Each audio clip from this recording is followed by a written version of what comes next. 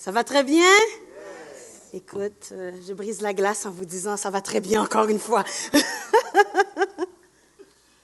Amen. C'est un plaisir pour moi d'être avec vous ce matin.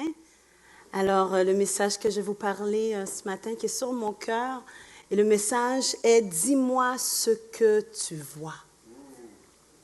Alors, on va commencer.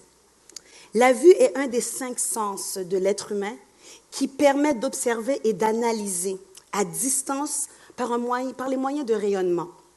Et comme vous le savez, l'œil est un organe de la vue, mais la vision, elle, comment je peux vous dire,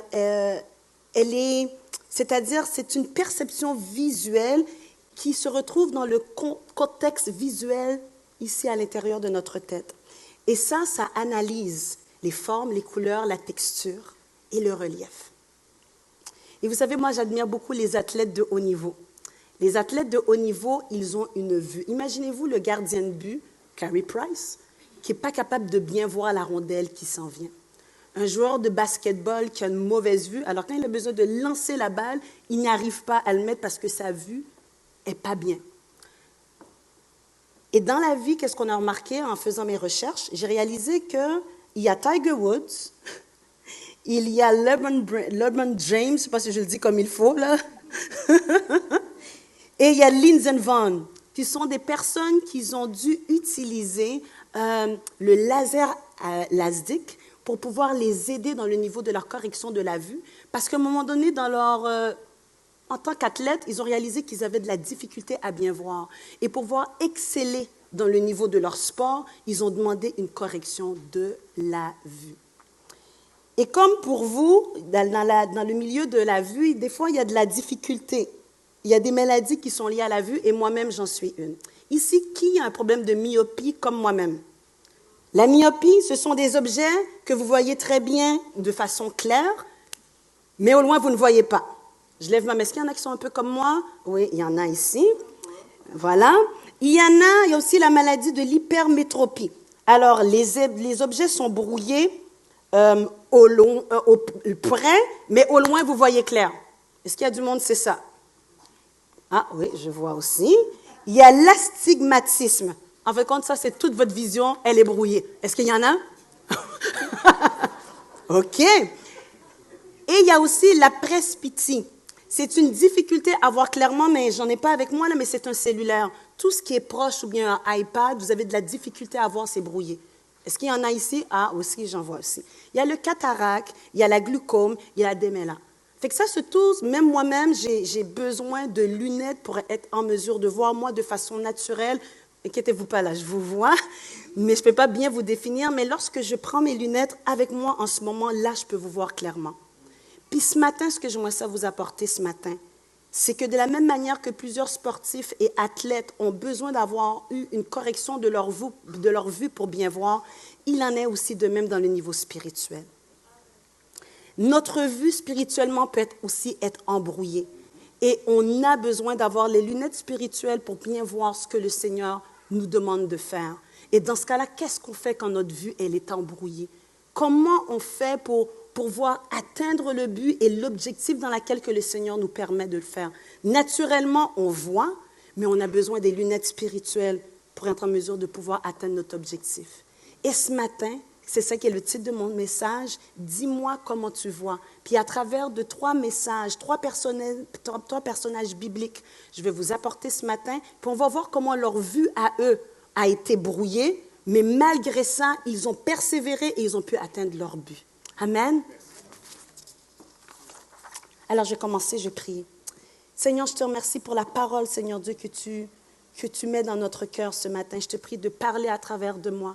Et je te prie, Seigneur Dieu, pour celui et celle qui entend, Seigneur Dieu, ce matin, qui puisse être relevé, qui puisse être touché. Et pour tous ceux qui ont une vue embrouillée, Seigneur Dieu, je te prie que tu puisses rendre leur vue claire, Seigneur Dieu. J'ai prié au nom de ton Fils Jésus, Père. Amen. Alors, je vous emmène tout de suite avec le premier exemple qui se trouve dans 1 Samuel, chapitre 17. Dans la Bible, dans cette histoire-là, vous savez, c'est David et Goliath. Et puis, avec David et Goliath, il y avait le peuple, qui est le peuple des Philistins, qui était le peuple ennemi, qui faisait la guerre à Israël. Mais pendant qu'il faisait la guerre à Israël, qu'est-ce qui arrivait? C'est qu'il y avait un homme qui était très fort, qu'on appelait Goliath. Alors, il était de grande taille, il était puissant, c'était le plus grand. Et c'était un homme de guerre. Et lui, il n'arrêtait pas d'insulter le peuple d'Israël et n'arrêtait pas d'insulter aussi le Dieu d'Israël. Alors, on va aller au verset 17. Chapitre 17, verset 9, il est dit, « Choisissez un homme qui descende contre moi. S'il peut me battre et qu'il me tue, nous vous serons assujettis. Mais si je l'emporte sur lui et que je le tue, vous nous serez assujettis et vous nous servirez. Je jette en ce jour un défi à l'armée d'Israël. Donne-moi un homme et nous nous battrons ensemble. » Saül et tout l'Israël entendirent ces paroles du Philistin et furent effrayés et saisis d'une grande crainte. Pendant que cela est en train de se passer, il y avait David qui gardait les brebis, et puis son père Isaïe vient le voir et lui dit, « Hé, tes frères, ça fait depuis 40 jours qu'ils sont dans le campement, emmène-leur des aliments, emmène-leur un petit repas, parce qu'ils en ont besoin. Pendant 40 jours, le père était soucieux de ses enfants. Pas de problème. » Alors, qu'est-ce qui est arrivé? David a laissé ses brebis à un gardien, a pris les aliments, puis est allé au campement. Arrivé au campement, il voit ses frères, il voit l'armée, il leur donne, puis au même moment qu'il leur donne le repas, il entend Goliath, encore une fois, qui répète les mêmes choses. « Donnez-moi un homme et nous nous battrons ensemble. » Et puis il continue à insulter Israël. Alors David se dit en lui-même, personne ne fait rien, tout le monde a peur. Alors il demande aux soldats, c'est qui ce Philistin? Qui est cette personne qui insulte Israël? Et c'est là que vient le premier obstacle de la vision de David. On peut le voir dans le verset 28. Éliab, son frère aîné, qu'il avait entendu parler à ses hommes, fut enflammé de colère contre David et lui dit, « Pourquoi es-tu descendu et à qui as-tu laissé ce peu de brebis dans le désert? Je connais ton orgueil et la malice de ton cœur. C'est pour voir la bataille que tu es descendu. » David répondit, « Qu'ai-je donc fait? Ne puis-je pas parler ainsi? » Il se détourna de lui pour s'adresser à un autre. Le premier obstacle pour l'accomplissement de la vision de David a été son frère. David voyait la tête de Goliath rouler, mais Éliab, son frère, lui, voyait juste un prétentieux, celui qui n'est pas supposé d'être à sa place. En fin de compte, le frère de David, Éliab, voyait que David ne pouvait pas remplir cette tâche. Pourquoi? Il n'était pas un homme de guerre. Il ne faisait pas le profil de l'emploi. Il était un enfant. Alors, impossible que tu sois capable de pouvoir battre Goliath. Alors, tu es venu de façon juste prétentieuse. Combien ici, ce matin, si vous n'êtes pas déjà arrivé, que on vous a jugé par votre apparence? En vous regardant, on ne pense pas que tu fais l'affaire. Mais au fond, Dieu t'a déjà équipé. Mais la personne qui est devant toi, elle ne le sait pas. Comme on le dit, c'est un dicton qui le dit, les apparences, elles sont trompeuses. Alors, Éliab connaissait David dans le niveau, tu es mon frère et tu gardes les brebis. Alors, pour Éliab, l'appel ministériel, la mission de David était, tu gardes les brebis. Mais en réalité, David avait un appel qui était plus grand que ça. Mais son frère ne le savait pas. Même pour moi, en tant que parent, mon mari et moi, on est parents de 4 enfants, je vois mes enfants. Mais je ne suis pas toujours avec eux. Il y a des expériences, il y a des choses qu'ils feront que moi, je ne verrai pas.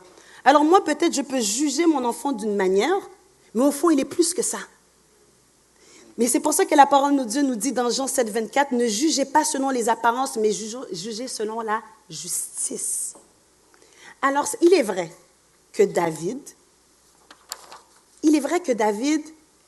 il a vu la tête de Goliath rouler et son frère ne l'a pas vu, mais David est resté quand même dans la paix et il est resté respectueux de son frère. Dans une telle situation, lorsque ta vue est embrouillée par ton entourage, la chose que tu dois faire, il faut faire comme David, se taire, se détourner, pas commencer à dire, tu sais, moi aussi je suis capable de battre Goliath, là toi tu dis que je ne suis pas capable, puis essaie de prouver, expliquer que tu es capable. Non.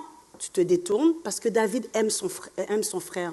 Il respecte son frère. Son ennemi, ce n'est pas son frère, c'est Goliath. Alors lui, sa vision est restée sur Goliath.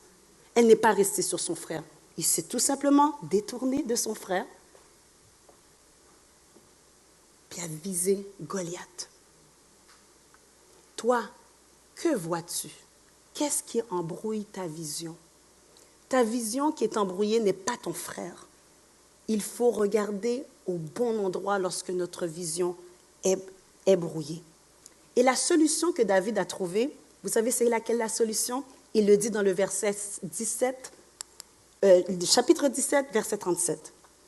David dit ceci à Saül. « L'Éternel qui m'a délivré de la griffe du lion et de la patte de l'ours me délivrera aussi de la main du Philistin. » Et Saül dit à David, « Va et que l'Éternel soit avec toi. » Quand ta vue est embrouillée par quelqu'un qui te juge sur tes apparences, toi, compte les bienfaits de Dieu, de qu'est-ce qu'il a déjà fait pour toi dans le passé. Amen. J'aime ce chant qui dit, vous savez le chant qui dit, compte les bienfaits de Dieu, mets-les tous devant tes yeux, tu verras en l'adorant combien le nombre en est grand. Amen. Mais c'est exactement ça que David a fait. Devant l'obstacle qui est devant toi, sache que le même Dieu qui t'a aidé et libéré hier le fera encore aujourd'hui. Et c'est exactement ça que David a fait. Il n'a pas commencé à militer contre son frère. Il s'est rappelé de si le Seigneur a fait ça pour moi hier, alors je sais qu'il le fera encore aujourd'hui. Alors garde tes yeux sur la vision. Et si quelqu'un t'embrouille cette vision-là, rappelle-toi de ce que le Seigneur a fait pour toi. Et dans cette situation, on voit deux choses. On voit David qui voit la tête de Goliath rouler, qui voit la promesse, qui voit Dieu qui va agir dans sa situation. Et on voit Eliab, son frère, qui voit la défaite, qui s'appuie sur lui-même et qui ne compte pas sur l'Éternel. Toi, dans ta situation, compte sur l'Éternel qui a un obstacle qui est devant toi, parce qu'il est celui qui va te rendre capable. Et vous savez aussi une autre chose que je pourrais rajouter sur David? Imaginez-vous, David, sa mission a failli être avortée. Si David lui-même aurait dit, son frère lui dit, tu sais que tu n'es pas capable, il dit, ah ben oui, c'est vrai que je ne suis pas capable, je suis un enfant, c'est vrai, je ne connais rien dans le niveau de l'armée. Bon, laissons tomber. Vous savez qu'aujourd'hui, on n'aurait jamais connu cette belle histoire qu'est l'histoire de David? Alors la même chose pour vous. Je vous dirais la même chose. Ne laisse pas quelqu'un embrouiller ta vision par quelqu'un qui ne connaît pas ce que Dieu a placé en toi. Oui, c'est vrai. Je le répète. Ne laisse pas ton prochain t'embrouiller ta vision quand cette personne ne te connaît pas comme Dieu te connaît. Tu respectes la personne, certes oui, mais tu sais ce que le Seigneur a placé en toi. Amen. Et tu fonces et tu avances. Amen. Yes. Mon deuxième exemple, je vous emmène dans Luc 8, verset 48, Luc, chapitre 8, versets 43 et 48. C'est ça. C'est mon petit stress, là. Ça paraît pas, vous me voyez en avant sourire, là, mais je vous aime, Gospel Vie.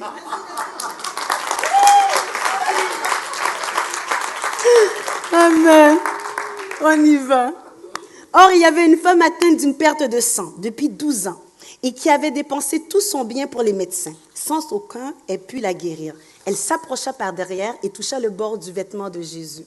Au même instant, la perte de sang s'arrêta. Et Jésus dit, « Qui m'a touché ?» Comme tous s'en défendaient, Pierre et ceux qui étaient avec lui dirent, « Maître, la foule t'entoure et te presse et tu dis, qui m'a touché ?» Mais Jésus répondit, « Quelqu'un m'a touché. J'ai connu une force était sortie de moi. » La femme, se voyant découverte, vint toute tremblante se jeter aux pieds de Jésus, évidemment, et déclara devant tout le peuple pourquoi elle l'avait touché et comment elle avait été guérie à l'instant. Jésus lui dit, « Ma fille, ta foi t'a sauvée, va en paix. » Amen. Deuxième obstacle, ta vision peut être embrouillée à cause de toi-même, de ta perception sur toi-même, de ta condition et de la foule. Le regard que vous portez sur vous-même a une grande influence sur votre vie et sur votre existence. Si votre vision est brouillée à cause de votre passé, de vos fautes, de vos difficultés, de votre incapacité d'accomplir la mission, bien cela va vous nuire pour aller plus loin. Pour cette femme, elle voulait toucher le vêtement de Jésus. Mais l'obstacle, c'était quoi? La foule. Alors, la foule qui était devant elle, imaginez-vous là, il y a de la foule, toi tu vois Jésus qui est là, mais tu veux y aller, ta mission elle est claire, je veux toucher Jésus. Mais l'obstacle, ce sont les gens. Puis il faut comprendre, elle avait peut-être peur. En plus, tu es une femme entourée où est-ce qu'il y a plein d'hommes à cette époque-là, la femme ne pouvait pas être alentour. Elle a dû avoir plein de courage pour pouvoir se faufiler pour atteindre Jésus. Parce que la foule, effectivement, sûrement, la poussait. Et j'aimerais vous dire ceci. Pour vaincre la peur, l'obstacle de la peur se fait par l'action. Lorsqu'on a peur de quelque chose, c'est par l'action. Je vais vous lire ce que j'ai écrit. L'action produit une réaction qui conditionne la peur à se soumettre. Par la foi, tu avances. Le pasteur Ivan Kanstanou a dit quelque chose, puis je trouve ça intéressant. Le courage n'est pas l'absence de la peur, mais l'audace d'affronter ce que vous craignez. Vous savez, elle veut avancer, elle a peur, mais elle avance.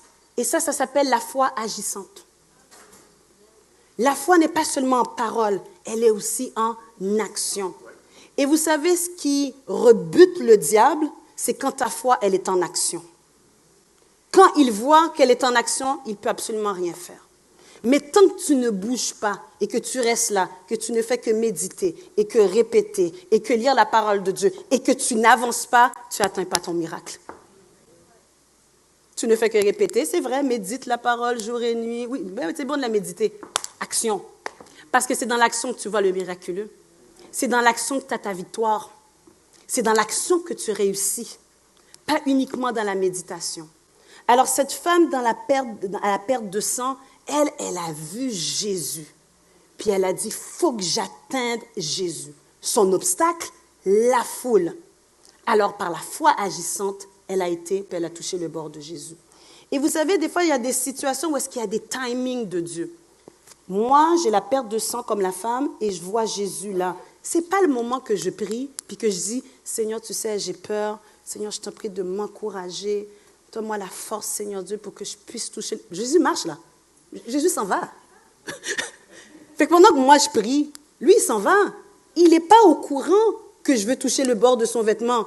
Mais moi j'ai tellement peur, parce qu'il y a la foule, puis il y a ma condition, je reste là, je prie. Mais Jésus s'en va. Alors qu'est-ce que je dois faire? Ma foi doit être en action. C'est vrai que j'ai peur, mais Seigneur, je sais que tu me donnes le courage. Alors j'avance. Et en avançant, là je touche le bord du vêtement de Jésus et là je suis guérie. Des fois, c'est vrai qu'il faut prier, mais des fois, il faut agir. Amen. Et lorsqu'on a peur, il faut agir, mettre sa foi en action. Et c'est là que tu verras le miraculeux se produire. Amen. Confesse de ta bouche ce que Dieu dit de toi et non pas sur qu'est-ce que l'obstacle dit de toi. C'est vrai que tu as la perte de sang, c'est vrai qu'il y a la foule, mais il y a Jésus en moi. Amen. Il va me donner la force pour y arriver. Amen. Amen, amen, amen. J'ai quelques versets pour vous lorsqu'on a peur. Puis je trouve que c'est des beaux versets. L'Éternel est pour moi, je ne crains rien. Que peuvent me faire des hommes? Amen. Amen. Le jour où j'ai peur, je mets ma confiance en toi. Lorsque tu as peur, ou si tu as peur en ce moment, ce matin, mets ta confiance en l'Éternel. C'est lui qui te rendra capable. Cette femme a passé au travers de la foule parce qu'elle voyait sa guérison à travers Jésus. Toi, ce matin, dis-moi, qu'est-ce que tu vois? Qu'est-ce qui embrouille ta vision? Est-ce que c'est ton incapacité? Est-ce que c'est la foule? Est-ce que c'est les gens? Mets tes lunettes spirituelles. Demande-le au Seigneur. Puis ta vision va être claire. Mon troisième exemple. Je vous emmène dans Nombre, chapitre 13, versets 1 à 2. C'est une belle histoire. Josué et Caleb. L'Éternel parla à Moïse et dit, « Envoie des hommes pour explorer le pays de Canaan que je donne aux enfants d'Israël. » Alors effectivement, Moïse a choisi 12 hommes de chaque tribu, puis les envoya explorer le pays de Canaan. Et ils sont restés là pendant 40 jours. Puis à leur retour, ils donnent un rapport à Moïse. Et voici ce qu'ils disent, au verset 27-28. « Nous sommes allés dans le pays où tu nous as envoyés. À la vérité, c'est un pays où coule le lait et le miel, effectivement. Et en voici les fruits, parce qu'ils avaient emmené une grosse grappe de raisins, là. Tellement la grappe était énorme, ils étaient 2 à la porter. Alors, ce n'est pas les petits raisins qu'on mange ici au Québec, là, juste pour vous dire, là. Les raisins ont dû être énormes parce que la Bible dit qu'ils étaient 2 à porter la grappe de raisins. Alors, quand Dieu bénit, bénit, hein. Mais le peuple qui habite ce pays est puissant. Les villes sont fortifiées très grandes. Nous y avons vu des enfants d'Anak. Caleb, à son tour qui avait été, dit, « Montons, apportons-nous du pays, nous y serons vainqueurs. » Puis au verset 30, il dit, « Mais les hommes qui étaient allés avec Caleb et Josué dirent, « Non, nous ne pouvons pas monter contre ce peuple, car il est plus fort que nous. » Et ils décrièrent devant les enfants d'Israël le pays qu'ils avaient exploré. Ils dirent, « Le pays que nous avons parcouru pour l'explorer est un pays qui dévore. » Imaginez-vous, hein, qui dévore ses habitants. Tous ceux que nous avons vus sont des hommes de haute taille, et nous avons vu les géants, enfants d'Anak, de la race des géants. Nous étions à leurs yeux et aux leurs comme des sauterelles. Et puis là, Josué réplique au chapitre 14, au verset 8 et 9. « Si l'Éternel nous est favorable, il nous mènera dans ce pays et nous le donnera. C'est un pays où coule le lait et le miel. Seulement ne soyez point rebelles contre l'Éternel et ne craignez point les gens de ce pays, car ils nous serviront de pâture. Ils n'ont plus d'ombrage pour les couvrir. L'Éternel est avec nous. Ne craignez point. » Est-ce que vous pouvez imaginer, quand ils ont fini de dire tout ça, vous savez qu'est-ce qui est arrivé? Ben, le peuple a voulu les lapider. Le peuple a voulu lapider Josué avec Caleb, avec qu'est-ce qu'ils lui ont dit. Et vous voulez que je vous donne la suite? Ils ont pleuré toute la nuit, ils ont gémi toute la nuit. Vous voulez que je vous dise encore plus? Ils ne voulaient plus Moïse comme leader, parce que Moïse était leur leader. Alors ils ont décidé, ben, on va essayer de trouver un remplaçant, parce que nous, on n'aime plus notre chef qui est Moïse. Et voulez-vous encore que je vous dise? Ils ont voulu retourner en Égypte, où est-ce qu'ils étaient déjà esclaves. Vous avez vu cette vision? Mais regardez ce que l'Éternel dit. Et regardez ce que l'Éternel dit au verset 11. Et l'Éternel dit à Moïse, « Jusqu'à quand ce peuple me méprisera-t-il? Jusqu'à quand ne croira-t-il pas à moi, malgré tous les prodiges que j'ai faits au milieu de lui? » Vous savez, le résultat final, vous savez, ça a été quoi? Personne n'est rentré à Canaan. Ce jour-là, personne n'est rentré à Canaan. Ils ont manqué la vision. Au contraire, le peuple est resté 40 jours de plus, 40 années de plus dans le désert. Et le résultat final est que Josué et Caleb et les enfants de la première génération qui étaient dans le désert, c'est eux qui sont rentrés. Qu'est-ce que ça signifie pour nous aujourd'hui? L'obstacle des 10 espions a été embrouillé par leur insécurité et par leur doute. Alors ton insécurité, mon insécurité peut nous faire manquer le timing et la promesse de Dieu.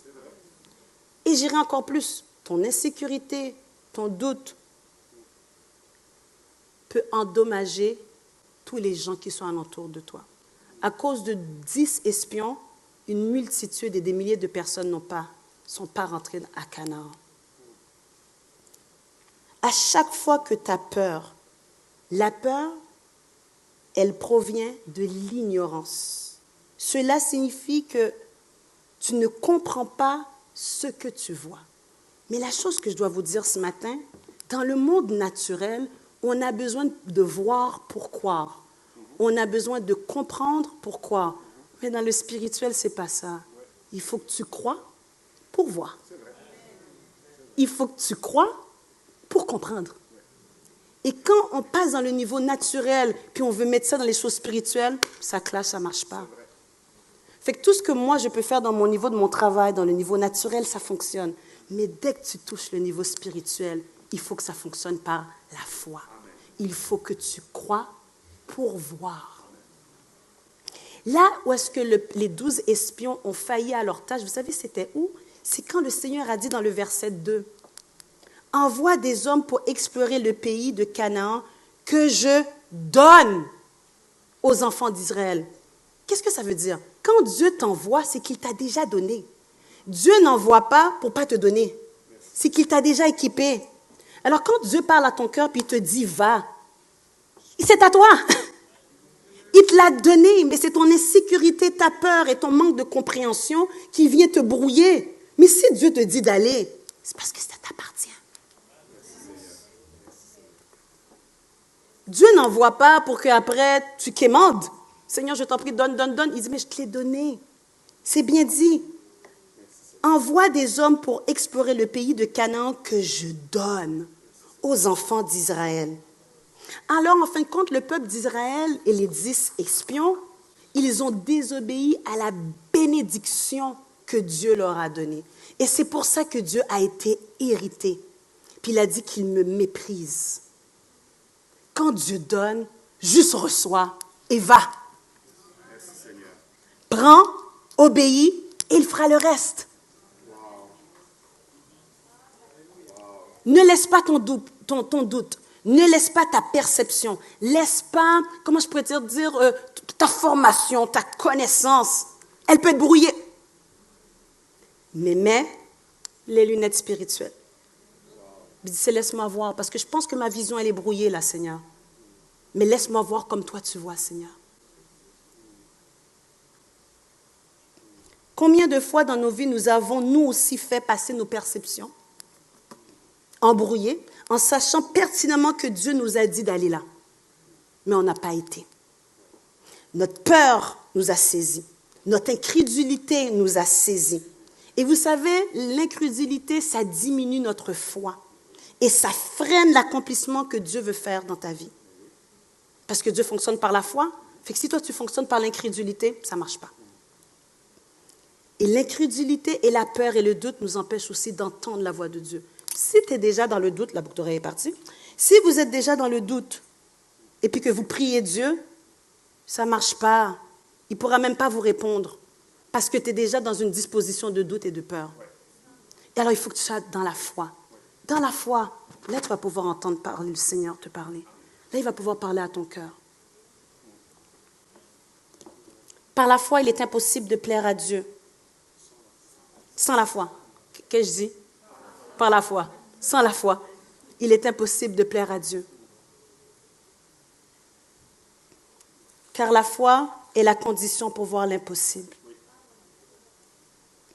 Dans Hébreux 11:1, il est écrit, « La foi est une ferme assurance des choses qu'on espère, une démonstration de celles qu'on ne voit pas. » Alors arrête de demander, je veux voir, pourquoi. Crois et tu vas voir.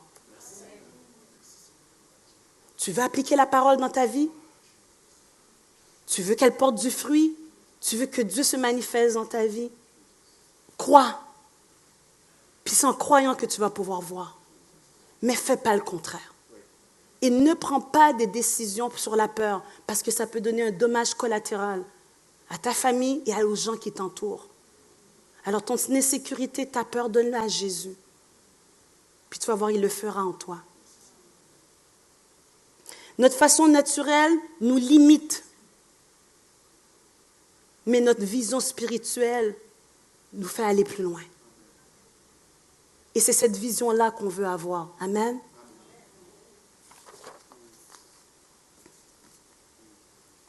La parole de Dieu nous dit que dans Jérémie, chapitre 29, verset 11, il est dit « Car je connais les projets que j'ai formés sur vous, dit l'Éternel, des projets de paix et non de malheur, afin de vous donner un avenir et de l'espérance. » Dieu nous a promis des projets de paix. Il faut comprendre que le temps de Dieu n'est pas le nôtre, mais que son timing est parfait. Et il connaît toutes circonstances. Alors quand Dieu t'appelle, il te met dans une position, il te demande de réfléchir ou de prendre une décision. Il y a un timing pour ça. Si tu ne comprends pas et que tu as peur, juste fais-lui confiance, mets ta foi en action. Et ne pense pas comme le monde pense. Moi, dans mon travail, il faut que je voie pour comprendre. Mais je sais que dans la réalité des choses de Dieu, qui est la parole de Dieu, il faut que je croie pour voir. Alors, tout ce qui s'agit des choses de Dieu, des choses de l'Esprit, crois et tu verras. Alors, il est vrai que le peuple de Dieu a manqué le timing de la promesse. Ils ont manqué le premier timing, c'est vrai. Mais quand Dieu donne, il ne reprend pas. Ce n'est pas comme si ils ont perdu Canaan, puis le Seigneur dit, bon, ben, c'est fini. La promesse, elle est toujours restée là. Alors, qu'est-ce que je peux te dire pour toi aujourd'hui? Si tu as manqué quelque chose, puis là, tu m'écoutes ce matin, puis il y a plein de choses qui passent dans ton esprit, tu dis, ah oui, ça, le Seigneur m'avait dit ça, puis je n'avais pas écouté. Dieu ne reprend pas. Il attend juste le bon moment, que tu sois prêt, et que toi, tu te sentes prêt par la foi, et que tu saisisses la promesse et que tu rentres dedans. La seule chose dans le timing de Dieu, c'est que le moment où est-ce qu'il te l'avait donné, c'est certain que ce n'est pas le même moment. Fait que Dieu va créer un autre moment favorable qui sera toujours pour toi parce qu'il a des projets de paix et de bonheur pour toi. Mais quand le timing est là pour la première fois, saisis-le. Parce que tu ne sais pas qu'est-ce que ça peut produire dans ta vie et tu ne sais pas qu'est-ce que ça peut produire pour les autres. Et lorsque nous prenons une décision par la foi et que ça touche les gens alentour de nous, une bénédiction n'est jamais personnelle ou égoïste. Quand Dieu bénit, c'est certain que ça va toucher les gens alentour de toi. C'est clair. Si ta prière ou ton objectif ou ta vision qui est embrouillée, elle est juste sur toi-même, il y a quelque chose qui cloche. Parce que quand Dieu bénit, c'est pour bénir aussi alentour. Mais si ta décision prive ton frère, prive ta sœur, prive ton conjoint, prive ta famille, prive tout le monde, puis c'est juste toi qui es réjoui d'avoir eu la promesse, c'est juste toi qui es réjoui d'avoir eu la victoire, il y a quelque chose qui cloche. Parce que ta bénédiction, ta grâce et ta victoire est supposée de couler sur tous les autres aussi qui sont alentour de toi. Tout le monde devrait en bénéficier. Mais si c'est uniquement toi qui en bénéficies, regarde bien si ce n'est pas ta peur qui t'a fait prendre cette décision, si c'est ton insécurité qui t'a fait prendre cette décision, ou c'est seulement ton ego qui t'a fait prendre cette décision, si c'est seulement toi qui es béni par rapport à ça. Parce que quand Dieu bénit, il donne. Tout le monde en est béni. Quand la pluie, elle tombe sur tout le monde. Quand le soleil, elle luit sur tout le monde. Quand l'eau, elle coule, tout le monde peut en boire. Alors, il y en a de même pour la bénédiction. Quand Dieu te bénit, c'est certain que ça bénit ton frère et ça bénit ta sœur. En conclusion, on a vu que David a vu la tête de Goliath rouler. La femme à la perte de sang, elle a vu Jésus et toucher le bord de vêtement de Jésus. Nous avons vu avec Caleb et Josué, eux, ils ont vu Canaan, mais ils sont rentrés. Ils ne sont pas rentrés dans le premier timing, mais ils sont rentrés dans le deuxième. Mais ils sont quand même rentrés. Ce matin, je vais vous parler d'une personne que lui aussi, il avait une vision exceptionnelle, parfaite. Lui, il n'avait pas besoin, comme moi, des lunettes. Et comme pour certains d'entre vous ce matin. Puis cette personne, c'est Jésus. Lui, sa vision n'a pas été embrouillée. Mais est-ce que je peux vous dire quelque chose? Vous savez ce que Jésus, il voyait quand il était ici? Ce que Jésus voyait, c'était toi. Et ce que Jésus voyait, c'était moi. Il nous voyait ici même en ce moment. Sa venue sur terre et sa vision, son objectif était pour toi et moi. Ses blessures, la croix, l'humiliation, tout ça, sa vision était pour toi et moi pour nous rendre libres, pour nous faire du bien. Il a gardé son objectif même si elle était quelquefois embrouillée, mais par les autres, pas par lui. Lui, sa vision n'était pas embrouillée parce qu'il savait où est-ce qu'il allait. Il savait qui il devait atteindre. Mais ça, c'était pour toi et moi ce matin. Alors ici, ce matin, dis-moi ce que tu vois. Qu'est-ce qui embrouille ta vision ce matin? Qu'est-ce qui t'empêche à accéder et à accomplir ce à quoi le Seigneur t'appelle? Est-ce que c'est toi-même? Est-ce que c'est la foule? Est-ce que c'est les gens? Est-ce que c'est toi-même? Qu'est-ce qui t'embrouille ce matin? Puis qu'est-ce qui t'embrouille? Donne-le au Seigneur. Et il te donnera les lunettes qu'il faut pour te permettre d'acquérir ce à quoi qu'il t'appelle. Nous avons tous, chacun d'entre nous, un appel sur notre vie. Nous avons tous, chacun d'entre nous, une mission à accomplir ici sur terre. Ne laisse pas ta mission être avortée parce que ta vision, elle est troublée. Comme les athlètes, va à la ZIC ou porte des lunettes ou fais-toi corriger la vue. Eux, ils le font de façon naturelle pour pouvoir exceller dans leur métier, dans leur sport. Mais nous, en tant qu'enfants de Dieu, que fais-tu avec ta vision spirituelle? Que fais-tu avec elle? Si elle est brouillée, t'inquiète pas. Jésus va être en mesure de débrouiller cela. Mais il faut que tu le reconnaisses comme l'athlète l'a reconnu pour que lui, il puisse le faire à travers de toi. Et de là, quand ta vision sera claire, là, tu seras capable d'atteindre ton objectif. Là, tu vas pouvoir dire à la montagne, ôte-toi. Là, tu vas pouvoir te frayer le chemin et atteindre ce à quoi tu es appelé d'atteindre. Mais si ta vision, elle est brouillée, tu vas toujours ne pas avancer. Tu vas toujours reculer ou tu vas rester stationnaire. Est-ce que ça parle à quelqu'un ce matin? Est-ce que ça parle à quelqu'un ce matin? Je vous inviterai à vous lever.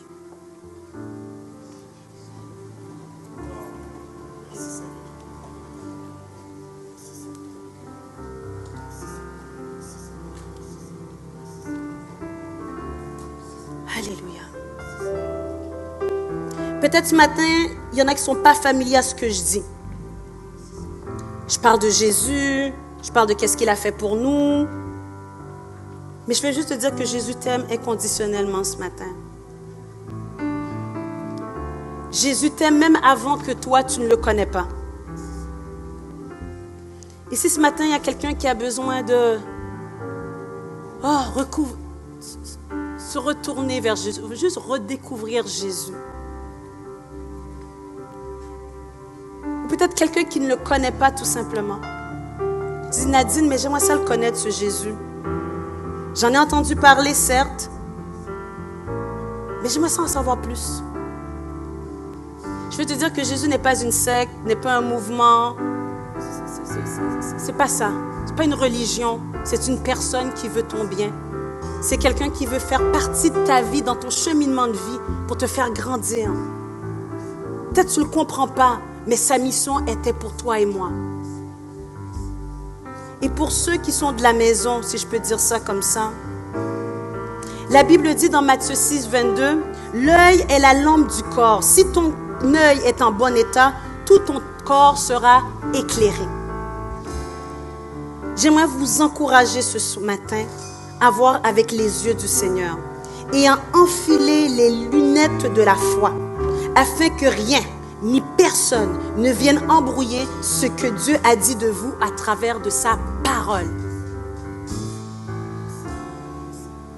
Peut-être ce matin, vous avez oublié de regarder votre situation et votre obstacle de façon spirituelle ce matin. Vous avez peut-être oublié d'ouvrir vos yeux de votre cœur. Mais je vous inviterai à le faire ce matin. Seigneur, fais-moi voir. Fais-moi voir. Pas uniquement de façon naturelle, mais de façon surnaturelle. J'inviterai que tous ceux et celles qui sentent que leur vue est embrouillée par l'obstacle de la peur, de l'entourage et de la foule, que vous puissiez juste lever les mains. J'aimerais ça prier avec vous. La peur vous terrasse. Je vois les mains. Je vois vos mains. Je vois vos mains. Tous ceux qui sentent que votre vision est embrouillée par une montagne qui se dresse devant vous. Je vois vos mains. Je vois vos mains. Alléluia. Alléluia. Vous pouvez descendre les mains. On va prendre un temps. On va prier. Mais je vais terminer avec ceci. Je l'ai écrit et je vais le lire pour vous encourager. Et je vais céder la place au pasteur.